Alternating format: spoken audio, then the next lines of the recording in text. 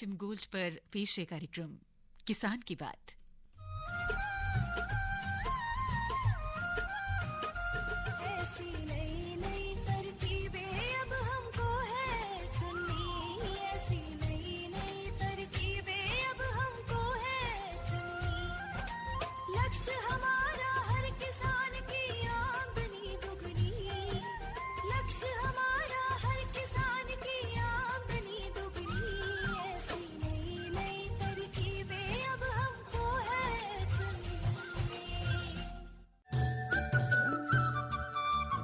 इस कार्यक्रम के प्रायोजक है कृषि एवं किसान कल्याण मंत्रालय, भारत सरकार। प्रधानमंत्री किसान मान धन योजना। मिलेगा पेंशन का सहारा, कृषक ना होगा बेसहारा। जुड़ेगा खुशियों से नाता, कटेगा सुख से बुढ़ापा। सुरक्षित होगा अन्नदाता, सुरक्षित होगा अन्नदाता। प्रधानमंत्री किसान मान धन योजना से लघु सीमांत किसानों का भविष्य होगा सुरक्षित और 60 वर्ष की आयु से 3,000 रूपए मासिक पेंशन होगी सुनिश्चित। 55 रूपए से 200 रूपए की मासिक किश्त देकर प्रवेश कर सकते हैं। 18 से 40 वर्ष तक के किसान इस अंशदायक योजना में सरकार देगी बराबर का योगदान। सभी किसान भाई बहन इस योजना के लाभ के लिए जन सेवा केंद्र में जाएं और अपना निःशुल्क नामांकन कराएं। प्रधानमंत्री किसान मान धन योजना, अन्नदाता के परिश्रम को संबल, पेंशन से सुरक्षित उनका कर। कृषि एवं किसान कल्याण मंत्रालय, भारत सरकार द्वारा जनहित में जारी। किसान की बात कार्यक्रम में सभी श्रोताओं को सुषमा का नमस्कार। कार्यक्रम किसान की बात में सिर्फ सुषमा नहीं है, मेरे साथ है मेरे साथी मैं हूं अश्वनी जी। अश्विनी, देखिए हमारे खेतों में जो है फसल ऑलमोस्ट कट ही चुकी है और हमने बहुत सारे विषयों पर बातचीत की। हमने थ्रेशर की भी बातचीत की, हमने पशुपालकों की भी बात की, लेकिन पशुओं से एक बात याद आती है, गाय भैंस की अगर हम बात करें कि उनके दूध के साथ साथ उनका जो गोबर होता है, उनकी जो वेस्टेज होती है, उसका हम बहुत अच्छे से इस्तेमाल कर सकते हैं गोबर गैस के जरिए। बिल्कुल। और किसान मित्रों, आप हमारा इशारा समझ ही गए होंगे क्योंकि आज का हमारा फोन इन कार्यक्रम है और आज का हमारा विषय भी गोबर गैस से ही जुड़ा है जी। कृषि और ग्रामीण विकास में गोबर गैस की उपयोगिता। बिल्कुल, और इस विषय पर हम बातचीत करेंगे हमारे आमंत्रित विशेषज्ञ डॉक्टर JPS डबास, जो कि प्रभारी हैं कैटेट भारतीय कृषि अनुसंधान संस्थान पूसा, नई दिल्ली में। डॉक्टर साहब, बहुत बहुत स्वागत करते हैं आपका।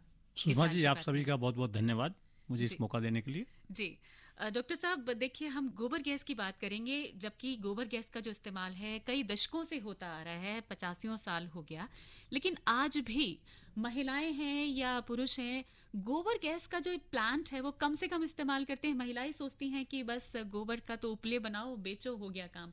और जबकि गैस इतनी महंगी हो रही है, इतने CNG भी इतनी महंगी हो रही है, तो क्यों ना हम इस विषय को बहुत ही आसान बनाकर और लोगों को ये भी प्रेरित करें कि आप गोबर गैस का ज्यादा से ज्यादा इस्तेमाल करें। बिल्कुल किसान मित्रों, क्योंकि हमने आज का हमारा फोन इन कार्यक्रम है, तो गोबर गैस प्लांट से जुड़ी सभी बातों को जानने के लिए आप हमें सीधे फोन कर सकते हैं, मैसेज के जरिए भी सवाल पूछ सकते हैं। हमारे फोन नंबर है 0112342181। मैसेज के जरिए सवाल पूछने के लिए टाइप करें GOLD गोल्ड, अपना सवाल, अपना नाम, इसके बाद जगह का नाम और भेज दें 53010 पर।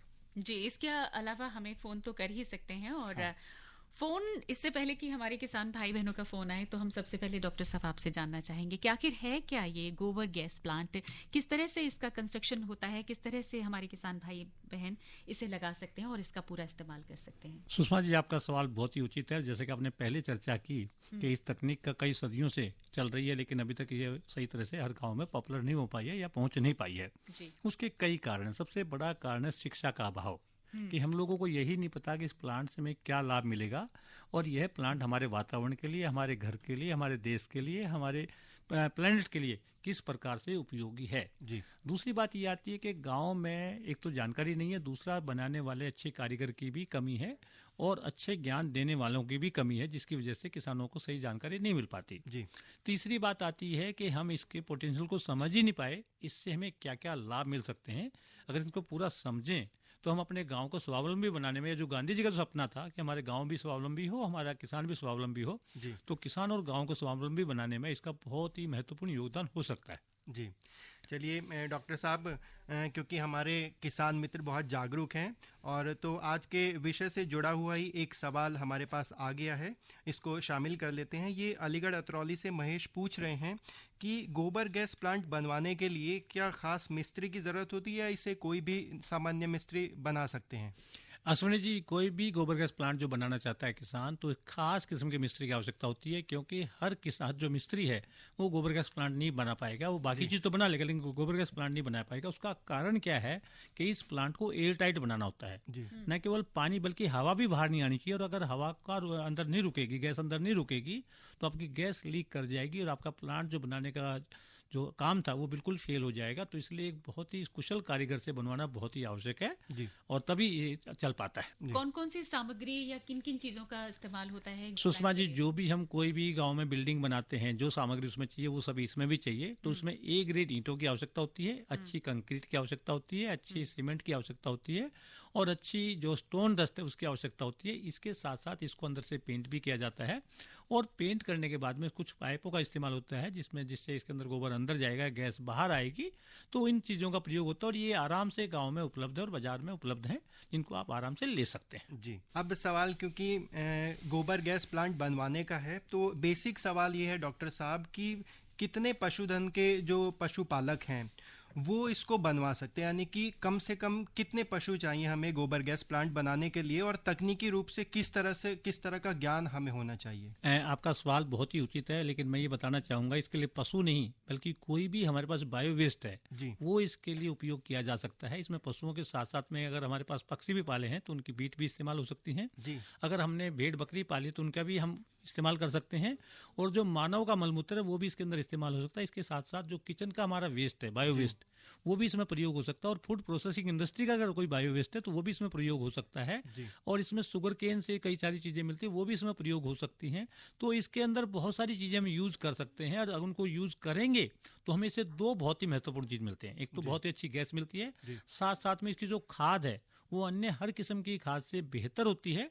उसका उपयोग करना भी आसान होता है, उससे फसल भी अच्छी आती है, मिट्टी का स्वास्थ्य सुधरता है और यह पर्यावरण हितैषी तकनीकी है। तो ये तो आपने बहुत अच्छी बात बताई कि क्योंकि गोबर गैस हम केवल पशुओं का जो गोबर है उन्हीं को समझते थे, लेकिन इसमें हर तरह का जो वेस्ट है उसको हम लोग इस्तेमाल कर सकते हैं। देखिए, हम बात कर रहे हैं कि गोबर गैस प्लांट जो है बहुत सस्ता पड़ता है, क्योंकि बहुत सारी महिलाएं हैं कि उनको लगता है कि गोबर गैस प्लांट कौन बनाए, कौन मिस्त्री बुलाए, कौन ये सब करे। तो उनके लिए आसान होता है कि जो भी पशुओं का गोबर है उपले बनाए, सुखाए और वो बेचती है। तो उनको किस तरह से उसकी फायदे बताए जाएं, ये कि क्या फायदा है और क्या नुकसान है उपलों का और क्या फायदे हैं गोबर गैस बनाने के? सुषमा जी, मैं गोबर गैस को गोबर गैस ना कह के वेस्ट टू वेल्थ, यानी कि जो कचरा है उससे पैसा कैसे बनाया जाए वो कहना चाहूँगा। क्योंकि इसके अंदर जो गोबर होता है, सामान्य जो गांव में गोबर पैदा होता है उसको हम दो ही उपयोग कर पाते हैं जी। या तो उसका हम खाद बना पाते हैं या उपले बना के उसको चूल्हे में जला के हम अपनी रोटी बना सकते हैं जी। लेकिन दोनों काम नहीं कर सकते। ये एक ऐसी तकनीक है उस गोबर से दोनों ही काम करवा देती है। एक तो खाद भी बन जाता है और हमें बहुत ही अच्छी किस्म की गैस मिल जाती है, जो कि हमारा जो चूल्हे का काम है वो भी चल जाता है। तो ये तो एक ऐसी तकनीक है जिसको हम वेस्ट टू वेल्थ कहेंगे, यानी कि कचरे से कैसे पैसा पैदा किया जाए वो बात है। और इसमें महिलाओं के लिए बहुत ही सुविधाजनक है, क्योंकि जहां महिलाओं को कई कई घंटे गोबर के उपले बनाने में, सुखाने में, उसको रखने में, ढेर बनाने में लगते थे और उसको फिर जलाने में धुआं जो निकलता था उनके फेफड़ों के लिए काफ़ी नुकसानदायक हो सकता था, वो सभी उसकी बुराइयां खत्म हो जाती हैं। बल्कि उसको केवल गोबर घोल के एक बार प्लांट के अंदर करना है, उसके बाद उसकी रसोई के अंदर एक बहुत ही अच्छी किस्म की गैस आ जाएगी जिससे वो चूल्हे में इस्तेमाल करके खाना भी बना सकती है। और उनके पास लैंप है तो उससे वो रोशनी का भी काम कर सकते हैं। और गैस की मात्रा अगर ज़्यादा है तो आप अपने इंजन से अपना इंजन चला के उससे कुट्टी भी काट सकते हैं, चारा भी काट सकते हैं, आटा भी पीस सकते हैं, पानी भी निकाल सकते हैं, कोई प्रोसेसिंग इंडस्ट्री भी लगा सकते हैं। तो बहुत सारे काम हो सकते हैं। ये केवल एक हमारी सोच की बात है कि हम एक पॉजिटिव सोच रख के इसका बहुत सारा उपयोग कर सकते हैं जी। अच्छा डॉक्टर साहब, जो हमारे नए किसान मित्र हैं वो गोबर गैस प्लांट लगाना चाह रहे हैं, तो उनकी जानकारी के लिए मतलब गोबर गैस प्लांट जो है ये काम कैसे करता है? मैं आपको बताना चाहूँगा कि कोई भी चीज़ है जो जैविक चीज़ें हैं वो दो किस्म से सड़ती गलती हैं। एक तो हवा में, यानी कि ऑक्सीजन के साथ में, जिसको कहते हैं ऑक्सीकृत, यानी कि ऑक्सीजन से जो सड़ती हैं तो वहाँ पे CO2 बनती है और खाद में कन्वर्ट होती है, थोड़ा टाइम ज़्यादा लगता है। दूसरा जो इसकी प्रक्रिया है वो है एनारोबिक, यानी कि बगैर ऑक्सीजन के कोई चीज़ सड़ना गलना। हमारे जितने भी रूमिनेंट एनिमल हैं यानी कि हमारे जितने भी पेट हैं, पेट में हम जो भी खाना खाते हैं तो उसमें एनारोबिक डाइजेशन होता है। और ये एनारोबिक डाइजेशन जो है रूमिनेंट एनिमल में, खासकर गाय भैंस में बहुत ही प्रोमिनेंट है। और मैं ये कहना चाहूँगा कि जो रूमिनेंट एनिमल का जो प्रोसेस है डाइजेशन का, वो एक किस्म के बायोगैस प्लांट है, उसी को हमने बाहर बनाया है। यानी कि जब हम गाय भैंस को जो भूसा खिलाते हैं उसको खाद में कन्वर्ट करने के लिए 24 घंटे में, वो उसका रूमन ही होता है, उसके रूमन के अंदर बहुत सारे माइक्रोब्स होते हैं, सूक्ष्म जीव होते हैं जो कि इसको कन्वर्ट करते हैं। यही सूक्ष्म जीव इस बायोगैस प्लांट के अंदर होते हैं। इसमें कोई मशीन नहीं लगती, बल्कि हमें एक सिचुएशन क्रिएट करनी पड़ती है कि जहाँ पे हमने ये घोल डाल के डाला है वहाँ पे ऑक्सीजन ना जाए और उसके बगैर इसका किन्वेन हो और माइक्रोब्स के द्वारा हो, तो उससे अपने आप मीथेन गैस पैदा होती है, मीथेन और CO2, वो हमारी किचन में काम आती है और इससे एक बहुत अच्छा खाद बनता है। इस खाद की जो उपयोगिता है वो अन्य जितने भी देसी खाद से उससे कहीं ज़्यादा है, क्योंकि इसके अंदर पोषक तत्वों का ह्रास नहीं होता।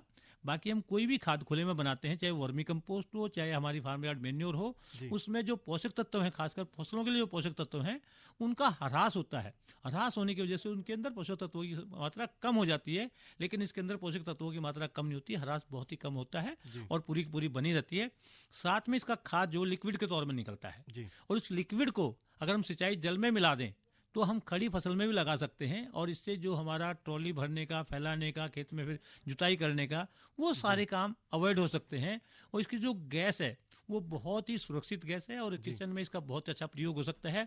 और जितनी चीज़ें गैस से बन सकती है इसकी, वो बिल्कुल, इसकी जो रोटी है इसकी गैस से जो बनती है वो चूल्हे जैसी ही बनती है। अक्सर गाँव में एक चर्चा होती है कि अगर हम गैस की रोटी खाएंगे तो हमारे पेट में गैस बन जाएगी, लेकिन ये बात बायोगैस के लिए लागू नहीं होती है। इसकी गैस से जो रोटी बनती है वो वैसे ही बनती है जैसे चूल्हे की रोटी बनती है। और जिन लोगों ने ये गैस बना रखी है, बायोगैस प्लांट बना रखे हैं, उनके घर में इसी की गैस पे रोटी खा के लोग बेहद खुश रहते हैं और बहुत अच्छा रहते हैं। जी डॉक्टर साहब, हम गोबर गैस और इसके ऊपर बात करने वाले हैं, और भी प्रश्न आपसे पूछेंगे, लेकिन एक ज़रूरी जानकारी भी हम अपने किसान भाई बहनों को देना चाहते हैं। किसान भाई बहनों, आज दिनांक यानी 18 अप्रैल 2022 को नई दिल्ली स्थित नास्क कॉम्प्लेक्स के AP शिंदे सभागार में वनस्पति संरक्षण संघ रोध एवं संग्रह निदेशालय फरीदाबाद द्वारा एक सेमिनार का आयोजन किया गया। इस मौके पर केंद्रीय कृषि एवं किसान कल्याण मंत्री श्री नरेंद्र सिंह तोमर, केंद्रीय कृषि एवं किसान कल्याण राज्य मंत्री श्री कैलाश चौधरी उपस्थित थे। इस अवसर पर 2 portal, comprehensive registration of pesticides और प्लांट क्वारंटीन मैनेजमेंट सिस्टम को लॉन्च किया गया। और कृषि में ड्रोन टेक्नोलॉजी की उपयोगिता के बारे में बताते हुए केंद्रीय कृषि मंत्री श्री नरेंद्र सिंह तोमर ने अपने वक्तव्य में कहा, हमारे मंत्रालय और सेंटर फॉर गुड गवर्नेंस ने मिलकर प्रधानमंत्री जी की दृष्टि और दृष्टिकोण इच्छा को ध्यान में रखते हुए CROP और QKMS दोनों पोर्टलों का आज शुभारंभ हो रहा है। इस अवसर पर मैं सभी संबंधित हितधारकों को भी, सचिव कृषि और DG सेंटर फॉर गवर्नेंस के टीम को हृदय से बहुत बहुत बधाई और बहुत बहुत शुभकामनाएं देता हूं। भारत के लिए कृषि का क्षेत्र महत्वपूर्ण है, और जब कृषि की बात आती है तो प्लांट्स हो या पेस्टिसाइड हो, इसके व्यवहार में सरलता, सहजता, पारदर्शिता, इसकी अनिवार्यता सभी लोग महसूस करते रहे। इससे पहले भी मंत्रालय ने प्रयत्न किए, उन प्रयत्नों को कुछ सफलता मिली, लेकिन लगातार यह बात महसूस की जाती रही कि इस प्रक्रिया को और सुदृढ़ और सरल करना चाहिए। सामान्यतः पेस्टिसाइड के रजिस्ट्रेशन का विषय हो तो दोनों तरफ से कई बार हम लोगों की तरफ से भी दुर्लक्ष्य होता है, और कई बार पंजीकरण कराने वाले जो लोग रहते हैं वो भी अधिक बुद्धिमत्ता से सोचकर अपने एप्लीकेशन को फाइल कर देते हैं, और वो एप्लीकेशन आधी अधूरी रहती है। इसके कारण कई बार विभाग भी कार्रवाई नहीं कर पाता और शिकायत शिकवे की बातें चलती रहती हैं। इसी प्रकार से हम सब जानते हैं कि कृषि उत्पादों का आयात और निर्यात दोनों ही महत्वपूर्ण है, और मुझे प्रसन्नता है कि पिछले दिनों तो निर्यात की दृष्टि से देश ने बड़ी छलांग लगाई है। ये विधा भी सरल हो, सुविधाजनक हो, कम समय में संपन्न हो, इसकी आवश्यकता एक लंबे समय से महसूस की जाती रही, और इसके लिए मंत्रालय ने काफ़ी दिनों से प्रयत्न किए। आज वो प्रयत्न पूर्णता की ओर बढ़ रहा है, यह मेरे लिए निश्चित रूप से प्रसन्नता और गौरव की बात है। सिस्टम कोई भी बनाया जाए, उसको और सुधारने की गुंजाइश हमेशा बनी ही रहती है। मैं मंत्रालय की ओर से आप सबको इस बात के लिए आश्वस्त करना चाहता हूं कि इसके बाद भी कोई सुधार की जरूरत होगी तो भारत सरकार की उन सुधारों को आगे बढ़ाने के लिए प्रतिबद्धता है और निश्चित रूप से आगे भी जारी रहेगी। कृषि का क्षेत्र हमारे लिए व्यापक भी है और महत्वपूर्ण भी है। हमारे देश की बड़ी आबादी रोजगार के लिए कृषि के क्षेत्र पर निर्भर भी करती है। सरकारों का ध्यान भी इस दृष्टि से काफ़ी व्यापक पैमाने पर कृषि क्षेत्र पर है, लेकिन हम सब व्यवहार में यह जानते भी हैं और मानते भी हैं कि वर्तमान युग के साथ अगर हम परिवर्तन अपने को नहीं करेंगे तो कहीं ना कहीं हमें नुकसान होगा। इसलिए कृषि कार्य हो, कृषि अनुसंधान हो, कृषि व्यवहार हो, कृषि उत्पाद का विपणन हो, कृषि के क्षेत्र में तकनीक का समर्थन हो, ये सब चीज़ों का समावेश कृषि के क्षेत्र में वर्तमान समय की आवश्यकता है। इसलिए यहाँ ड्रोन की बात भी की गई। मुझे ध्यान है कि जब साल 1.5 साल पहले टिड्डी का आक्रमण काफ़ी लंबे समय बाद हिंदुस्तान पर हुआ था और वो काफ़ी बड़े क्षेत्र में था। 28-29 साल बाद टिड्डी हिंदुस्तान में आई तो स्वाभाविक रूप से जो हमारा तंत्र था वो एक तौर से उस कालखंड में शिथिल सा था। लेकिन मैं धन्यवाद देना चाहूँगा कृषि मंत्रालय को और उससे संबंध रखने वाले सभी लोगों को, राज्य सरकारों को, कि उस परिस्थिति में सभी ने अल्प साधनों में भी तुरंत कदम उठाए। जहां आवश्यकता पड़ी वहां मेन पावर को भी बढ़ाया, उपकरण भी खरीदे गए और अपने आप को फिर से समृद्ध और संपन्न किया जाए, इस दिशा में प्रयत्न किया। परिणाम स्वरूप टिड्डी को मारने में देश को सफलता मिली। टिड्डी के आक्रमण के समय जब ये लगा कि ड्रोन का उपयोग किया जाए तो टिड्डी को मारना हमारे लिए ज़्यादा आसान होगा, लेकिन उस समय ड्रोन की कोई पॉलिसी नहीं थी, कृषि मंत्रालय के पास भी कोई नियम नहीं थे। लेकिन उस समय प्रधानमंत्री जी का ध्यान था तो कृषि मंत्रालय में तत्कालीन अधिकारियों ने सभी संबंधित विभागों से एनओसी लेकर उस समय भी ड्रोन का उपयोग किया था। तब से लगातार यह बात सरकार के ध्यान में थी और मुझे प्रसन्नता है कि प्रधानमंत्री जी ने ड्रोन पॉलिसी भी घोषित की और उसी के अंतर्गत कृषि एवं किसान कल्याण मंत्रालय ने अपने क्षेत्र के व्यवहार के लिए एसओपी जारी किया। सबको अनुमतियां दी जा रही हैं। एक अच्छी स्कीम बनाई है और ड्रोन को प्रोत्साहित करने के लिए राज्य सरकार की, केंद्र सरकार की एजेंसियां, विश्वविद्यालय, कृषि विज्ञान केंद्र और अन्य निजी क्षेत्र के जो नौजवान इसमें रोजगार पा सकते हैं उनको भी कैसे सुविधा दी जाए, इसके लिए पूरी पॉलिसी बनाई है। इसी दृष्टि से डिजिटल एग्रीकल्चर की भी कल्पना है और उस पर भी बहुत तेजी के साथ काम चल रहा है। भारतीय कृषि अनुसंधान परिषद अनुसंधान और शिक्षा का काम देश भर में देखता है। अनेक संस्थानों के माध्यम से उन्होंने भी टेक्नोलॉजी का जितना अच्छा उपयोग इस क्षेत्र में किया जा सकता है उस दिशा में निश्चित रूप से काम करने की कोशिश की है और उसका परिणाम भी आज हम लोगों को परिलक्षित हो रहा है। मैं जब कहता हूं कि खाद्यान्न की दृष्टि से हम आत्मनिर्भर ही नहीं अधिशेष राष्ट्र हैं, तो इस यात्रा को पूर्णता प्रदान करने में जहां एक ओर किसान के परिश्रम का योगदान है, वहीं दूसरी ओर सरकार की किसान हितैषी नीतियों का योगदान है और अगर वैज्ञानिकों का अनुसंधान नहीं होता तो शायद ये दोनों चीज़ें भी हमारे को लक्ष्य तक पहुंचने में मददगार नहीं होती। तो साइंटिस्टों का भी बहुत बड़ा योगदान इस यात्रा को पूर्ण करने में रहा है। बागवानी के क्षेत्र में हम आगे बढ़ रहे हैं, दुग्ध उत्पादन के क्षेत्र में हम आगे बढ़ रहे हैं। मैं समझता हूं कि आज ये दोनों पोर्टल का शुभारंभ संपन्न हुआ है।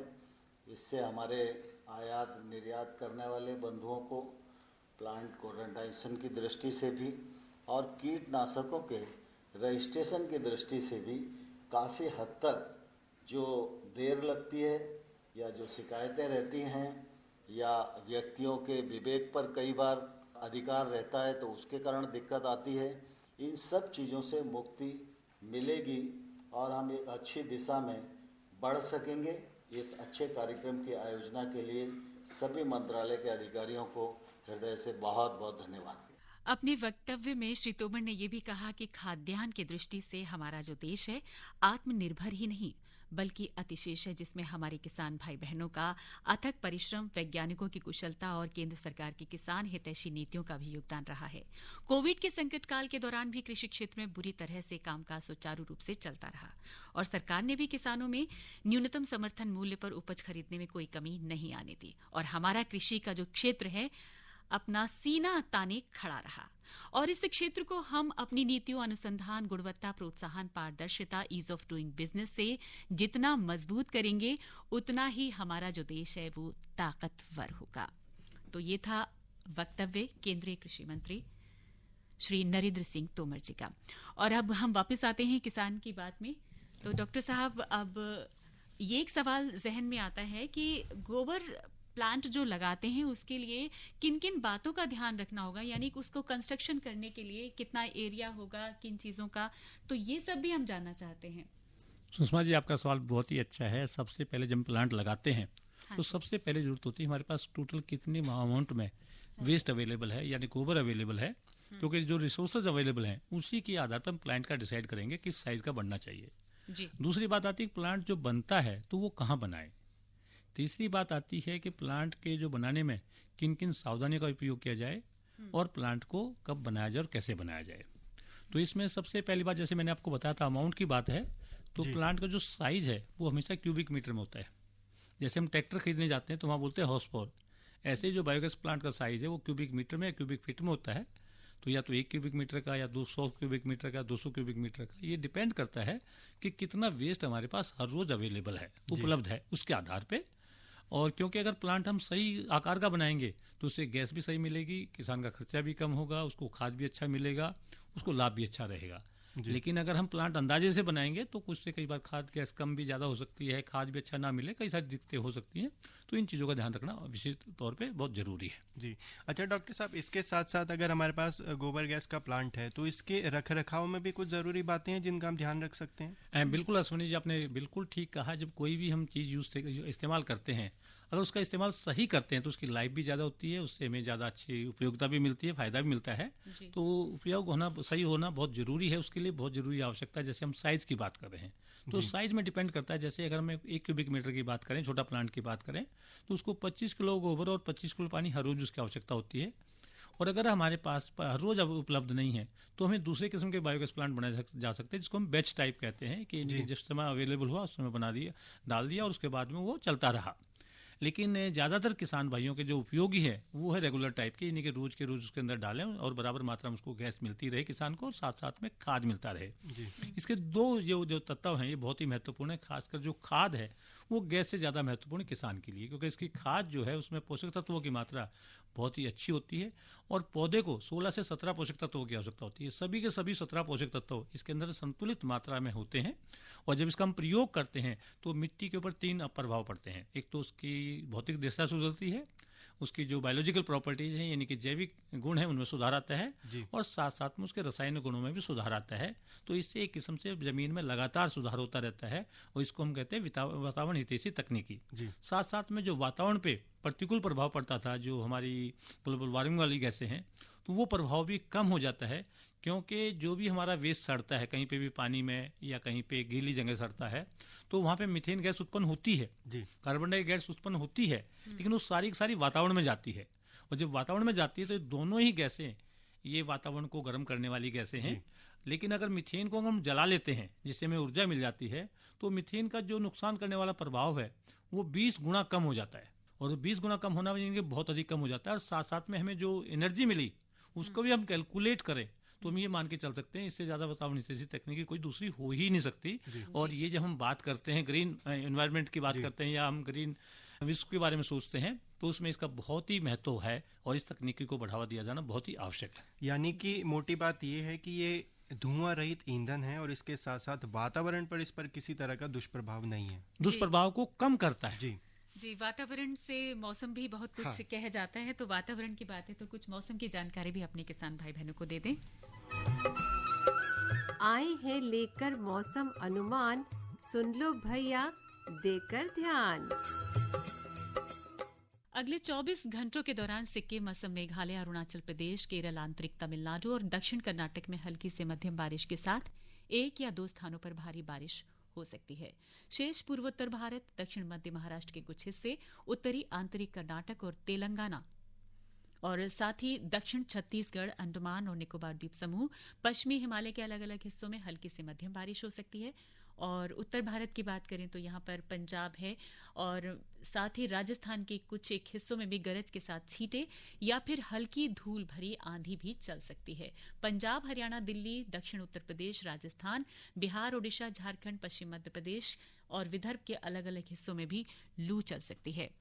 तो ये थी मौसम की जानकारी और अब बाजार भाव भी जान लेते हैं।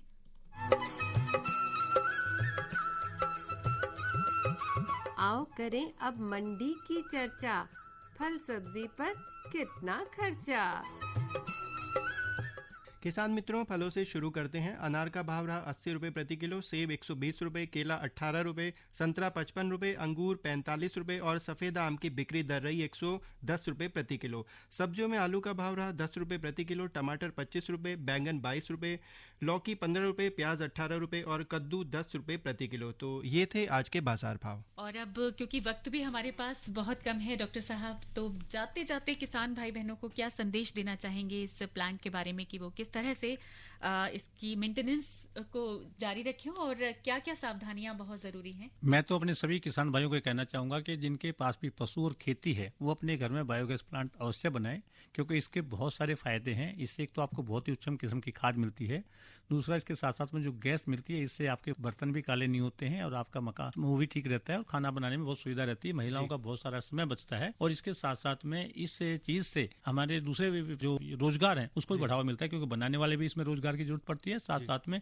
इससे संबंधित बहुत सारे रोजगार खोले जा सकते हैं। खासकर जिनके उन्होंने डेयरी बनाई है वो दूध से दूध का पनीर बना सकते हैं, मावा बना सकते हैं, खोआ बना सकते हैं, जिसमें इस गैस का प्रयोग हो सकता है और उसमें बगैर खर्चे के अपने दूध के अंदर मूल्य संवर्धन करके अच्छा लाभ कमा सकते हैं। जी, चलते चलते डॉक्टर साहब एक सवाल ले लेते हैं। राजेंद्र जी हैं सोनीपत से, पूछ रहे हैं कि अगर कम्युनिटी यानी सामूहिक तौर पर अगर ये प्लांट लगवाना चाह रहे हैं अपने गाँव में तो इसकी जानकारी कहाँ से ले सकते हैं? राजेंद्र जी, आपके पास में बहुत ही नजदीक में पूसा संस्थान, आप पूसा संस्थान से भी संपर्क कर सकते हैं, नहीं तो आपके कृषि विज्ञान केंद्र है उनसे भी संपर्क कर सकते हैं, तो वो भी आपको इसकी जानकारी दे सकते हैं। और आपकी सोच बहुत ही नेक है, आप इस काम को अवश्य करें। मेरे आपको बहुत बहुत शुभकामनाएं। तो किसान मित्रों, उम्मीद है कि आज के कार्यक्रम में गोबर गैस प्लांट से संबंधित जो भी आपके प्रश्न थे उनका आप तक सही जवाब पहुंचा होगा और इसी तरह से आप अपना प्यार बनाए रखिए और जो जानकारी हम आप तक पहुंचाते हैं उसका लाभ उठाइए। बिल्कुल अश्विनी, आपने बिल्कुल ठीक कहा इस बात को लेकर कि गोबर गैस की जो उपयोगिता है वो कितना जरूरी है। और आज महिलाएं गोबर का इस्तेमाल सिर्फ उपले बनाकर ही नहीं, अभी भी बहुत सारे ऐसे गांव हैं, ऐसे शहर हैं जो जुड़े हुए हैं गोबर गैस का और जो पशुओं का भी अपना इस्तेमाल करते हैं। दूध के साथ साथ गोबर का उनका उचित उपयोग कर रहे हैं और गोबर गैस आज जो है हमारे किचन तक पहुंच गई है और भरपूर इस्तेमाल करते रहें और देश को तरक्की की राह पर आगे ले जाते रहें। इन्हीं शुभकामनाओं के साथ मैं सुषमा और डॉक्टर साहब हमारे साथ दबाश जी हैं, मौजूद हैं, सब आपका धन्यवाद करते हैं और जल्दी ही मुलाकात करेंगे आपसे। तब तक के लिए हमें आज्ञा दीजिए, नमस्कार। इस कार्यक्रम के प्रायोजक थे कृषि एवं किसान कल्याण मंत्रालय, भारत सरकार।